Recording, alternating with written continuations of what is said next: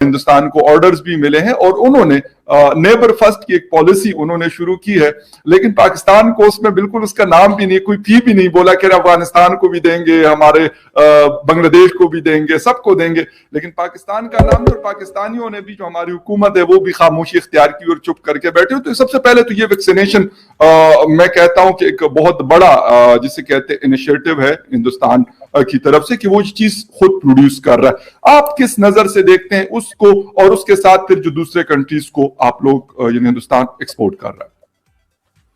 जी बहुत बहुत शुक्रिया आपका, बड़ा ही इंतहाई इंपॉर्टेंट सवाल आपने पूछा है। और आपने ये कहा है कि जो नेबरिंग कंट्रीज हैं उन्हें तो हिंदुस्तान सप्लाई कर रहा है, तमाम ममालिक जो भी हैं, लेकिन पाकिस्तान को नहीं दे रहा।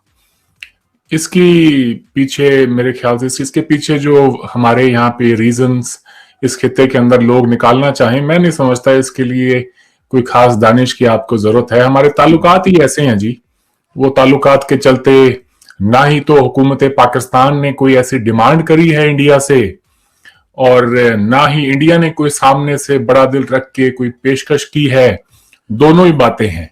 आज से कुछ वक्त पहले अगर आपको याद हो, इंडिया का जो चंद्रयान जो मिशन था वो कामयाब ना हो सका लास्ट स्टेजेस में जाके, और हमारा जो लैंडर था वो काम नहीं किया उसने, और वो मिशन एक तरह से फेल हो गया। तो पाकिस्तानी हुकूमत की तरफ से जो सिटिंग मिनिस्टर्स हैं उनके उस वक्त के जो बयानात हैं, खास तौर से फवाद चौधरी साहब के, क्योंकि वो साइंस एंड टेक्नोलॉजी के मिनिस्टर हैं, तो उन्होंने कहा था कि जो काम नहीं आना, जो काम इंसान को नहीं आता वो नहीं करना चाहिए। और बड़ा उन्होंने मजाक उड़ाया था इंडिया का, जिस पर पाकिस्तान के ही एक बड़े senior scientist professor Ataur Rahman साहब का बयान आया था, और उन्होंने कहा था कि नहीं, मैं नहीं समझता कि इंडिया का ये जो मिशन फेल हुआ है, इनफैक्ट वो वहां तक गए हैं, वो तो लास्ट स्टेज में जो उनका लैंडर काम नहीं किया है, सो आज नहीं तो अगली बार वो चले जाएंगे। हमें उससे बहुत कुछ सीखना चाहिए, और हमें ये देखना चाहिए कि पाकिस्तान में हम साइंस को किस तरह से प्रमोट करें, साइंटिफिक टेम्परामेंट को किस तरह से प्रमोट करें, इस किस्म की बात थी। तो खैर वहां पर जो एक आजकल एक ट्रेंड बन गया है, कोई भी इशू हो तो लोग ट्विटर पे झगड़ पड़ते हैं। तो इंडिया और पाकिस्तान के आजकल ताल्लुकात ऐसे हैं कि हर रोज हम पॉइंट स्कोरिंग करते हैं। कोई भी मसला हो, कुछ भी हो जाए, एक दूसरे को नीचा दिखाने के लिए हम कोई कमी नहीं छोड़ते। एग्री करता हूँ। परवेज हुद भाई आप भी यकीनन जानते होंगे, उनसे मेरी अक्सर बात होती है इस हवाले से, एजुकेशन के हवाले से। वो लिखते भी हैं। डॉक्टर अताउर रहमान साहब का आपने नाम लिया, उनके मैं इंटरव्यूज कर चुका हूँ। बिल्कुल वो ये बात करते हैं, हर दफा करते हैं कि हम उस तरीके से, स्पेशली हमारी जो टेक्निकल एजुकेशन है, साइंस एंड टेक्नोलॉजी की जो एजुकेशन है, वैसे तो सोशल साइंसेज में बेतहाशा लोग जो है वो एक एक यूनिवर्सिटी में आप जाएंगे तो आपको इतने नजर आएंगे कि मतलब हर सेमेस्टर में एक बैच जो है वहां से निकल रहा है, लेकिन उसका मार्केट को कोई फायदा नहीं है, हमारी इंडस्ट्री को कोई फायदा नहीं है, हमारी सोसाइटी को कोई फायदा नहीं है। अगर किसी ने पॉलिटिकल साइंसेज में कर लिया या आईआर में कर लिया तो एक क्या कर लेगा सोसाइटी की, वो भी एक जिसे कहते हैं सर्व करते हैं, लेकिन एक साइंटिस्ट जो सर्व कर सकता है, जिस तरह आप लोगों के साइंसदानों ने चंद्रयान मिशन को लेके भेजा, और यकीन करें मैंने उस वक्त भी फवाद चौधरी साहब ने जब अपनी एक ट्वीट लगाई थी तो मैंने उस पर लिखा था, मैंने कहा एटलीस्ट उन्होंने ट्राई तो किया, हम तो ट्राई भी नहीं करते, हम सिर्फ ये करते हैं कि हम मतलब उनको बुरा भला के। मैंने कहा इसका मतलब है कि हम किसी जगह पे कड़े नहीं हैं, इसलिए हम ये हरकत करें, वरना हम ये कहते हैं कि यार इंडिया ने इतना बड़ी कोशिश कर दी, वो मिशन फेल हो गया, नो इशू, दूसरी दफा सक्सेसफुल हो जाएगा, तीसरी दफा सक्सेसफुल हो जाएगा, लेकिन at least they are trying for that. हम तो कोशिश ही नहीं कर रहे इस चीज के लिए।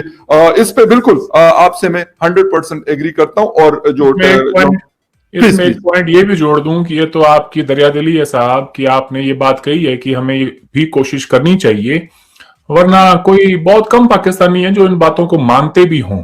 आपने परवेज हुद भाई का जिक्र किया तो मैं एक वाकया बताना चाहूंगा जो मेरी उनसे बातचीत हुई थी एक प्रोग्राम में आज से तकरीबन 2-3 साल पहले। तो ये बात उन दिनों की है जब जनरल जिया का दौर था और पाकिस्तान में निसाब के अंदर तब्दीली करने के लिए जमात इस्लामी को कहा गया।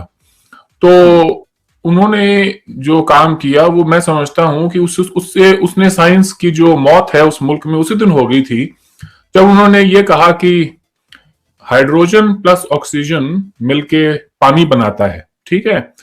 तो H2O का जो फॉर्मूला है वो यही है, हाइड्रोजन प्लस ऑक्सीजन, ठीक है। तो उन्होंने ये कहा कि नहीं, इसके अंदर आप ये भी तब्दीली करें कि hydrogen plus oxygen plus will of Allah makes water. तो वो विल ऑफ अल्लाह उन्होंने उसमें जोड़ दिया।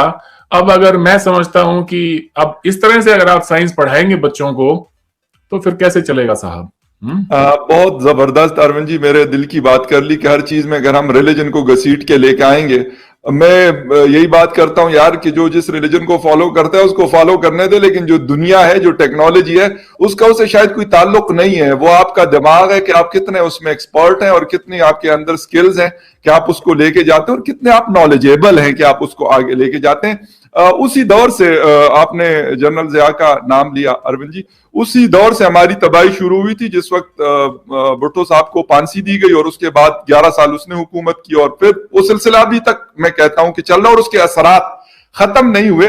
अभी 2021 में भी हमें नजर आते हैं कि अगर कोई पंजाब यूनिवर्सिटी में कोई ऐसी बात होती है, कोई जिसे कहते हैं कल्चरल इवेंट होता है, तो उसी जमीयत के लोग खड़े होकर स्टूडेंट कहते हैं कि ये फहाशी है, दिस इज वल्गैरिटी और हम इसको करने नहीं देंगे। ये हर साल ये चीजें चल रही होती है। अफसोस पंजाब यूनिवर्सिटी जमात इस्लामी का गढ़ है जी, वहां पे इस किस्म के वाकयात पेश आते रहते हैं। वो स्टूडेंट को क्लास से निकाल के मारना शुरू कर देते हैं। इस तरह you know it, you live in that country, आप वहां रहते हैं वैसे, और मैं वर्चुअली पाकिस्तान में रहता हूं, तो मैं भी वाकिफ हूं।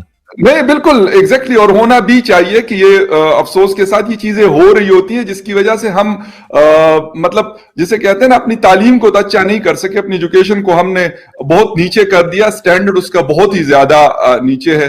और अगर ये हम दावा करते हैं कि यार इंडिया का, तो मैं अक्सर लोगों को कहता हूं कि इंडिया का अगर मुकाबला आपने करना है ना, तो शायद एटम बम से ना करें, आप नॉलेज से करें। उनकी जिस तरीके से इस वक्त एक मतलब आईटी की एक्सपोर्ट्स इतनी ज्यादा है, यकीन करें, मैंने अभी तकरीबन 2 हफ्ते पहले उस पर एक आर्टिकल पढ़ा था कि 195 बिलियन यूएस डॉलर की एक्सपोर्ट तक लेके गए। ये इतनी बड़ी इंडस्ट्री है इस वक्त आईटी की, इंडिया की। तो हम उससे लर्न नहीं करते अरविंद जी। अफसोस हम ये करते हैं कि यार दुश्मन देश है, उससे क्या हमने सीखना है यार, हमने तो उनको नीचा दिखाना है जिस तरीके से भी हो। तो ये, और फिर कभी रिलीजन कार्ड हम खेलेंगे, कभी कौन से कार्ड हम खेलेंगे, और सोसाइटी को हम तबाह करते हैं। अरविंद जी, प्लेटफॉर्म से मैं एक अपील भी करना चाहता हूं, हुकूमत हिंदुस्तान को बात चली है तो ज़हन में बहुत सारी बातें आती हैं जी।